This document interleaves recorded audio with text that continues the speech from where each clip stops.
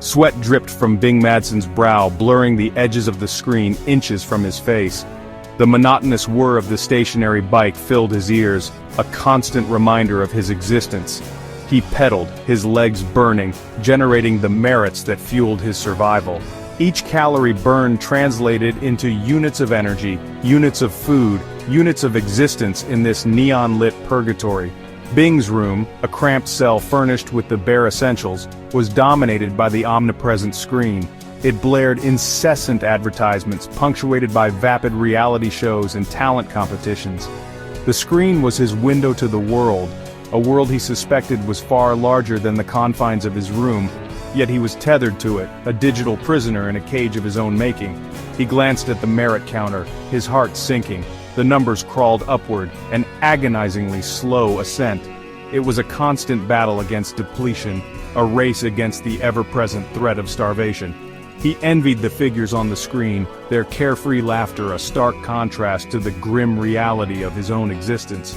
But he pedaled on, fueled by a flicker of hope that he clung to despite the crushing weight of his reality.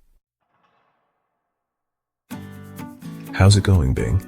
The voice, weary but familiar, belonged to Dustin, the occupant of the next cell and Bing's only solace in this digital wasteland. Bing Madsen, same as always, just trying to outrun starvation. Heard they're bringing in a new flavor of protein paste next week. Blueberry this time. Supposed to be revolutionary. Bing managed a weak smile. Dustin's relentless optimism, his ability to find joy in the smallest of things, was both baffling and oddly comforting. They had never met face to face, their only interactions through the thin walls of their digital cages, yet Dustin felt more like a friend than anyone Bing had ever known. A high-pitched jingle suddenly blared from Bing's screen, signaling the start of the daily talent show. Usually Bing would have muted the noise, another grating reminder of his own lack of prospects, but today was different. He had heard whispers, rumors of a new contestant, a young woman with a voice that could melt even the coldest digital heart. Her name was Abby Khan, and she possessed a voice that belied her circumstances.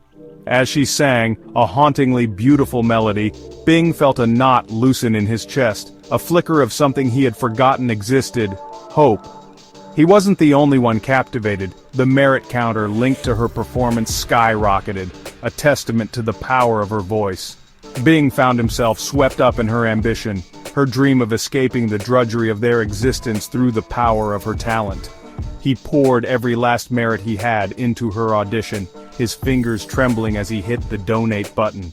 He knew it was a gamble, but for the first time in a long time he felt a surge of hope, a belief that maybe, just maybe, things could be different. The judges, however, had other plans. Abby's raw talent, her genuine emotion, was deemed unmarketable for the mainstream entertainment channels. Instead, they offered her a different kind of platform, a channel specializing in other forms of entertainment.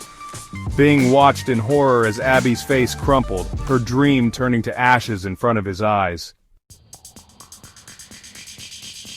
Rage, raw and consuming, coursed through Bing's veins. He watched, helpless, as Abby's image disappeared from the screen, replaced by the usual barrage of mindless drivel. This wasn't a competition, it was a farm, a system designed to exploit and discard. They had taken Abby's talent, her dreams, and twisted them into something ugly and exploitative. Bing slammed his fist against the screen, the image flickering for a moment before resolving itself. The act, a futile expression of his anger, earned him a warning, a deduction of merits for damaging company property. But he didn't care. He had tasted rebellion, however fleeting, and it ignited a fire within him. He would not stand idly by. He would not be a cog in this machine any longer. Bing resolved to fight back, to expose the system for what it truly was. He would use their own platform, their own tools, to shine a light on the darkness they so desperately tried to conceal. He would make them see, he would make them hear, he would make them remember what it meant to be human.